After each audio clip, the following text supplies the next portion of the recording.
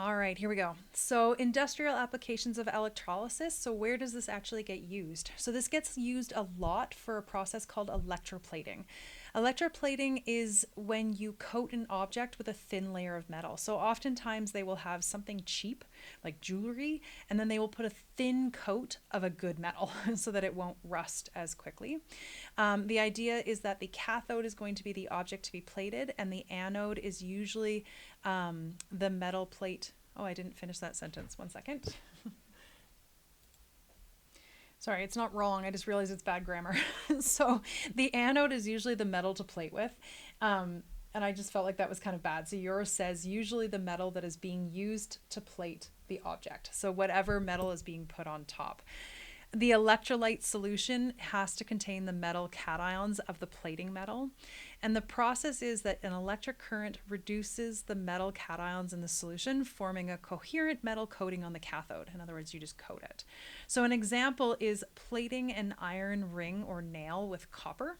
So you'll notice on here that my anode, so my site of oxidation, is copper.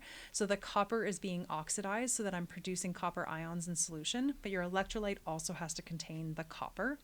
And then this copper is being reduced at your cathode. So whatever this iron ring is going to be coated in a solid copper on top. So I've got a video that shows this because of course videos are sometimes better explaining than I am. Guys, copper electroplating.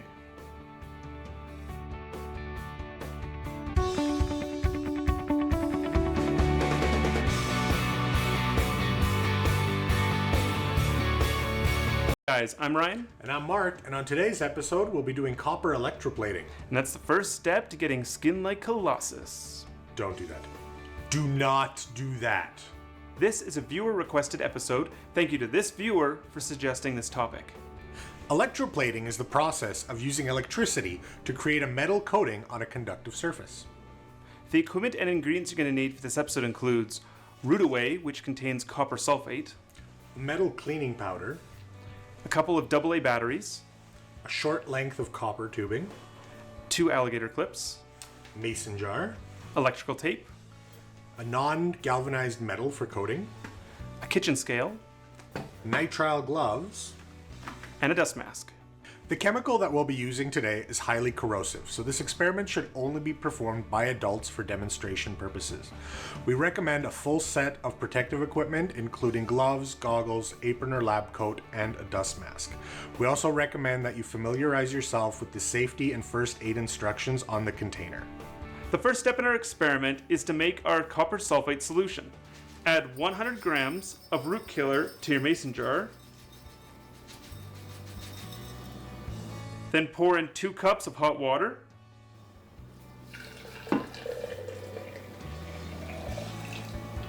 Put the lid on the mason jar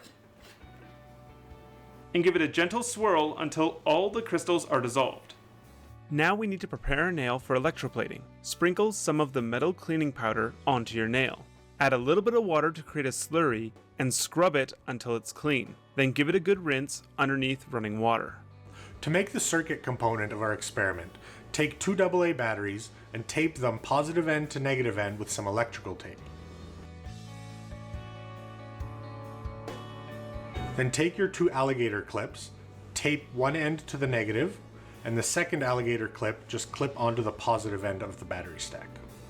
The last step in our experiment is to take the copper pipe and place it into the mason jar. Tape it to the side of the jar. Take the alligator clip, touching the positive side of your battery, and attach it to the copper pipe. Then, take your nail or piece of metal you want to coat and connect the negative alligator clip to the nail. Submerge the nail into the solution and move it around slowly so that it gets an even plating. Once the nail's done plating, remove it from the solution, let it drip, and dry it with paper towel. Once you're done, the nail should be coated in a thin layer of copper. Let's look at this experiment a little closer. Electroplating is the process of creating a metal coating on a conductive surface using an electrical current. To plate the nail, we first need a solution that contains copper ions. This is where the root killer comes into play. Root killer is a chemical known as copper sulfate, and when we mix copper sulfate into water, it creates a conductive solution made up of ionized positive copper and negative sulfate ions. Once all the wires are hooked up and the nail is submerged into the conductive copper solution, electrons travel from the negative terminal in the battery through the metal nail cathode and into the solution. From there, they travel through the conductive solution towards and into the copper anode and back into the positive terminal of the battery. The electrons will continue to travel through the circuit as long as the nail remains submerged in the conductive solution. As the electrons travel the circuit, they build up in the nail cathode and it becomes negatively charged. This negative charge attracts the positively charged copper ions that are floating in the solution, causing them to deionize and attach to the nail cathode, coating it in a thin layer of copper. The copper ions that leave the solution need to be replaced. The replacement copper comes from the copper pipe, which slowly releases copper ions into the solution to maintain a copper sulfate solution. The longer you leave the charged nail in the solution, the more copper will attach to it. The process of coating the nail with copper is a great example of electroplating. Well, that's it for copper electroplating. Thanks for watching. If you enjoyed this video, consider supporting our next video by becoming a patron on... Alright, so that's electroplating. The second example is electrorefining. And again, for this one, the purpose is to purify an impure metal.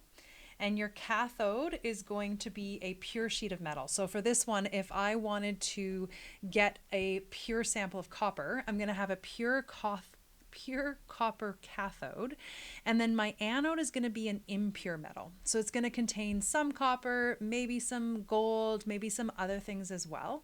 And the idea is that I'm going to try to get the copper to reduce on the pure copper cathode so that I can get more copper.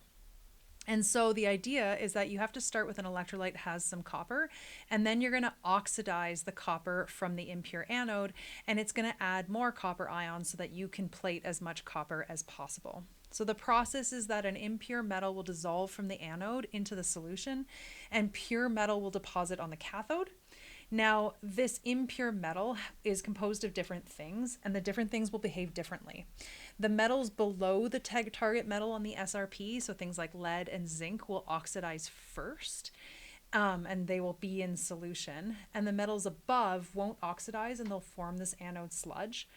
But then the thing that I should add on after this is that the copper is reduced first. So even though the lead and zinc are oxidized first, the copper will be reduced first. And so that's what's going to form on the pure cathode. So that's why you get the copper solid and not things like lead solid and zinc solid. Okay, so again, a video usually helps explain this. And this is another one from that BC Learning Network. So I'm going to set my playback speed to 1.5 because otherwise it's very slow.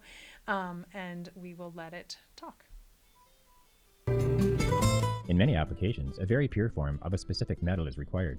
One method used to purify metal is called electrorefining. It uses a type 3 electrolytic cell.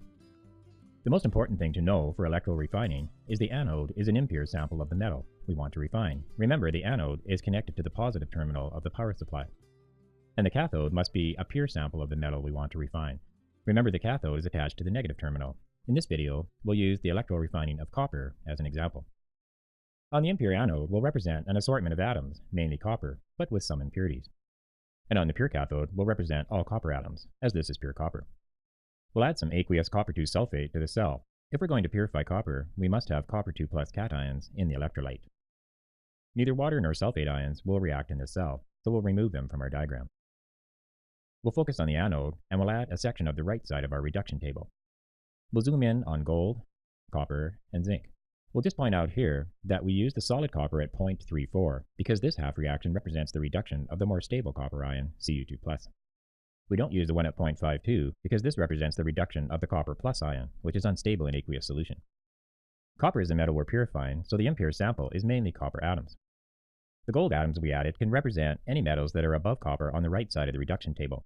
This includes gold, silver, and mercury. Anything we say about gold on this video applies equally to all metals above copper on the right side of the table.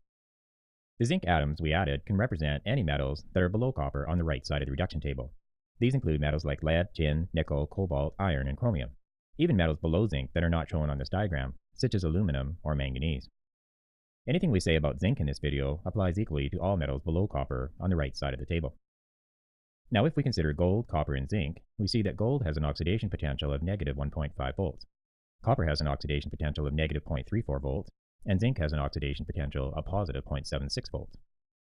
The question now is, which one of these metals will be oxidized first? The answer is zinc will be oxidized first. It has the highest oxidation potential of all three, and is lowest on the right. Looking at this zinc atom, it will lose 2 electrons to become a zinc 2 plus ion, which will then leave the electrode and go into the electrolyte. The half reaction for the oxidation of zinc is Zn gives Zn2 plus 2 electrons. Additional zinc atoms will be oxidized to the zinc 2 plus ion, which will leave the electrode. This will happen until all the zinc atoms are gone, and zinc no longer remains as an impurity in the impure copper anode. The metal with the next highest oxidation potential is copper, with an oxidation potential of negative 0.34 volts. So a copper atom will be oxidized to a copper 2 plus ion, which will leave the electrode and go into the solution. The half reaction for the oxidation of copper atoms at the anode is Cu gives Cu2 plus 2 electrons. Copper atoms continue to be oxidized into copper 2 plus ions and go into the electrolyte solution.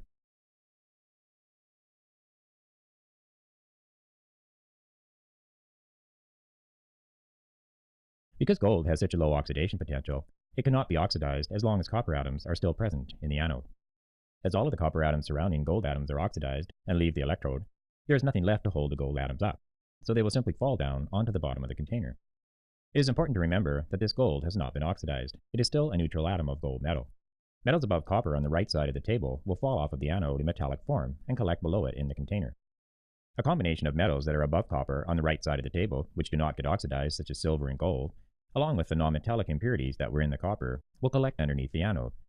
This is often called the anode sludge. Later on, this is refined to extract the precious metals from it. Copper atoms continue to be oxidized to copper 2 plus ions that go into the solution.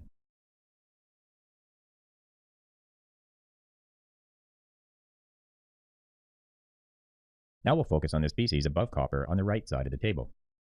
We had left sulfate and water out of our diagram, but remember they are still present. Sulfate has a very low oxidation potential of negative 2.01 volts, and water, with its overpotential effect, behaves like its oxidation potential is about negative 1.38 volts. So we might think that after copper is finished oxidizing, that water will be the next species to oxidize. However, the whole process is stopped before all the copper has been oxidized. So neither water, nor gold, nor sulfate will ever get to be oxidized. So once this process is stopped, the only cations in the solution are cations of metals below copper on the table, like zinc 2 plus and copper 2 plus cations. There are no cations of gold or any other metals above copper on the table. These will not be oxidized, so they will not form any cations. They remain as neutral atoms. Now we'll reveal the cathode again. Remember, reduction of cations occurs at the cathode. The reduction potential of Cu2 plus ions is positive 0.34 volts. It is considerably higher than that of zinc 2 plus at negative 0.76 volts. So Cu2 plus ions will be reduced at the cathode. But Zn2 plus ions will not be reduced as long as Cu2 plus ions are present, because Cu2 plus has a higher reduction potential than zinc 2 plus. So we'll remove the zinc ions from our diagram. Remember, while the cell is operating, copper atoms are being oxidized at the anode, and copper 2 plus ions are continuously added to the solution. So copper 2 plus ions in the solution are never depleted. Focusing on the cathode, as a cell operates, copper 2 plus ions will be attracted to the negative cathode and will be reduced to neutral copper atoms.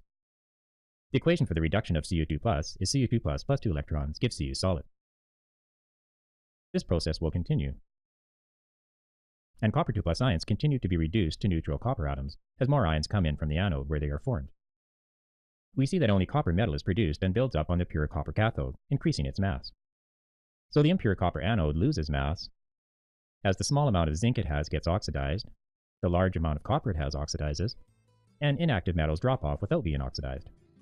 Looking at the cathode, only Cu2 plus cations from the solution are reduced and stick to its surface, so the pure cathode stays pure, increasing in mass and size.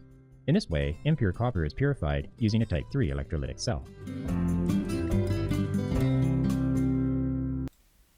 Awesome. Okay, so then we have one last application of electrolysis, which is actually what happens at zinc. And if we ever, at zinc, at Tecominco, and if we ever get to go there again, this will be really important. But it's called electrowinning. And so the purpose is to extract a pure metal from a solution. Your cathode is an inert metal, and the anode is usually also inert. It's going to be the site of oxygen evolution. But your electrolyte has to contain metal cations of the metal to be extracted, right? Just kind of like everything. The process is that you're going to apply a current, and the metal cations are going to be attracted to the cathode, where they're going to be reduced, and you are going to form pure metal. The example of this is zinc from zinc sulfate at the Tech smelter. So they have a whole process of getting the zinc from wherever in this zinc sulfate solution from, I believe, sulfuric acid. And they have this whole process, which is really fascinating to watch. And I wish I could find a video of it, but I didn't, or I couldn't, where you have a cathode and an anode. So the cathode is an aluminum sheet where the zinc gets deposited. And back in the day, they used to have men, I'm going to say men, because they're the only ones who would actually do this, but they would pull the sheets out, and then they'd have to use a metal, I want to say like spatula, and like cleave the zinc off and then put it back in, and it would deposit more zinc, and then they'd pull it out, and then they'd cleave off the zinc again. It was a really crazy process that is now, of course, all done by machines. But this is just the whole thing. It's kind of like that idea of the molten at the beginning or any of the things, but you're causing a reduction of a metal at an anode, or at the cathode. Sorry, and then you're getting this deposition of a pure metal, and that's how they get zinc at Tech Kaminko. So I'm not going to say any more than that. Just that these are your 3 applications of electrolysis. Maybe be just sort of comfortable with the idea that they are reducing metals to form pure metals so that we can then maybe make batteries. So all 3 of the processes use electricity to reduce metal cations, but the goals differ. Electroplating is just a coating. Purifying is electrorefining, so you already had a metal but you want to purify it, and then extracting from solution is electrowinning. Yay, we're at the end of Unit 5.